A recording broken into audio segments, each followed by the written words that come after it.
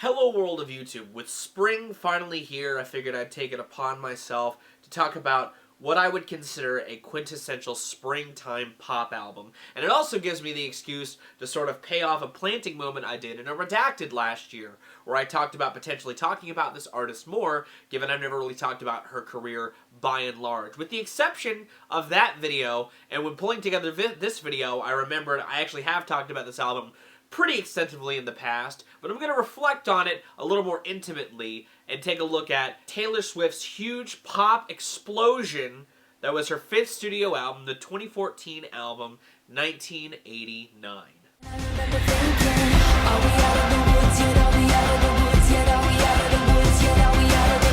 Now, Taylor Swift in 2014 was a pretty huge name. She had already had some career-defining albums drop and songs drop. She already had a lot of huge moments in her career up to that point. And 1989 didn't feel like a grand surprise because on her previous outing, Red, she did toy with pop-style production and larger hooks in the chorus writing. But this album still felt like a breath of fresh air for Taylor Swift in a lot of ways. And I feel like by and large, she stuck the landing on a grand pivot from some early experimentations rather gracefully. Like I said up at the top, I have talked about this album rather intimately around the time that it came out. I did a Mad Sounds podcast. It was one of the earliest episodes of the Mad Sounds podcast. We did an episode with John on comparing the original 1989 with a covers album that came out not too long after that album's release. So if you want sort of a slice of my opinion around the time the album came out, that podcast is there. I will say, between then and now,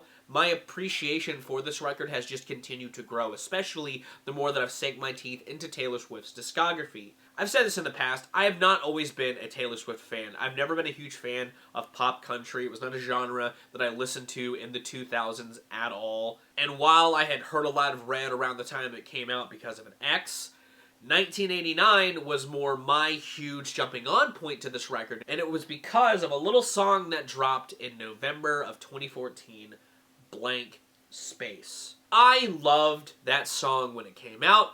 I loved it so much during the Mad Sounds podcast, and I still love it so very much in 2022. You know, for all of the things that 1989 does to reaffirm a lot of Taylor's strengths as a songwriter, you know, tracks like Style, Out of the Woods, and Wildest Dreams, as far as the singles are considered, do a great job at illustrating a lot of the romance or the grand fantasy in some of the romanticism seen in Taylor Swift's writing. You know, she reflects on her relationship so well in Style. That song is fucking like an incredibly tightly written pop jam. You know, I love the hook of that song. I love a lot of the intimacy in the lyrics. I love how personal it just feels amidst its lush-styled, synthetically driven production. It's a song so strong in its writing that the person it's about is band One Direction put out the song Perfect that felt like a complete clapback to that song. That's how strong that song was.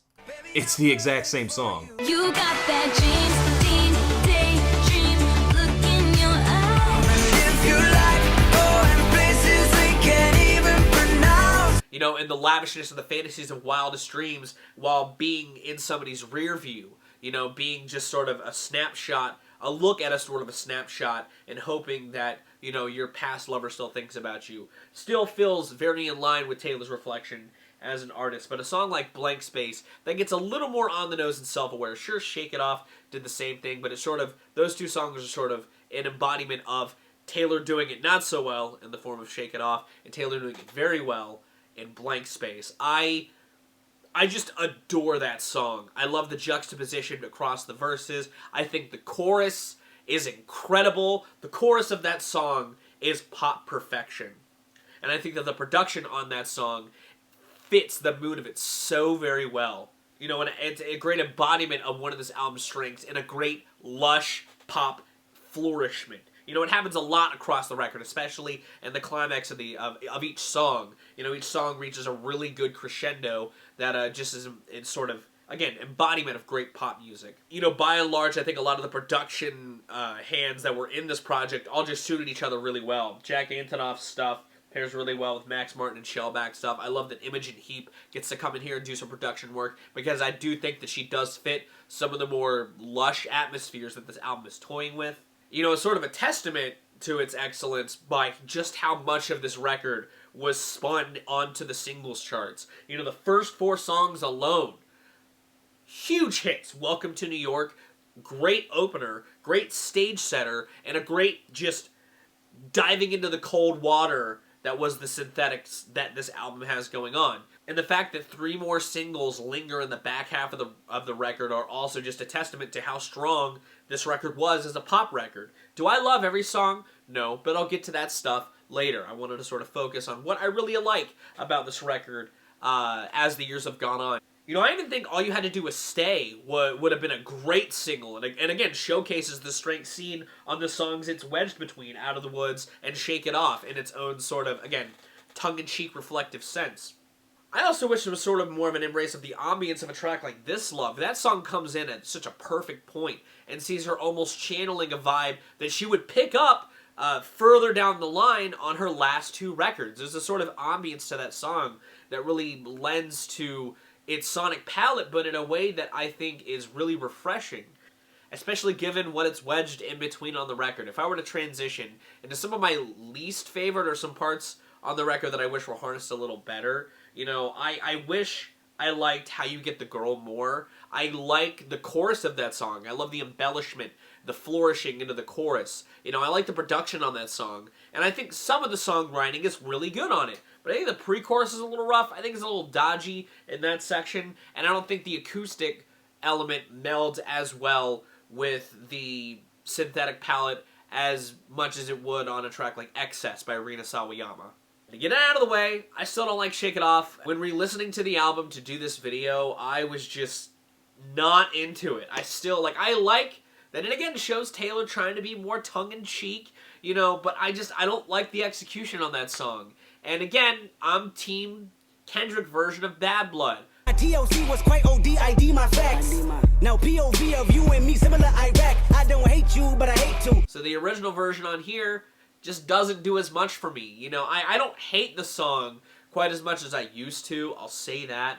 But I still think it's one of the weaker elements and not the worst single, but the second worst single to drop from this era. And I'm glad I Know Places stayed as a deep cut, because it's another song that I don't really like on this project. There's some weak points on here. You know, there's parts that set it back from being like one of my favorite pop albums of the 2010s. But I still admire this record for what it did for Taylor Swift. You know, like I said, this album was mad successful. You know, she matched Red's single count by having not just 6 regular edition singles, but a 7th from the deluxe edition.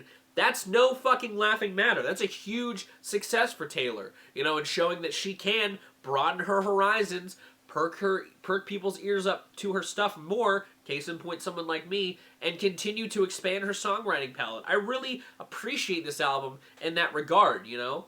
Plus, it sold insane numbers, and I would say, by and large, a lot of the pop stuff on here has aged better than some of the pop stuff from Red, personally. Still not all of it, but more of it has than not.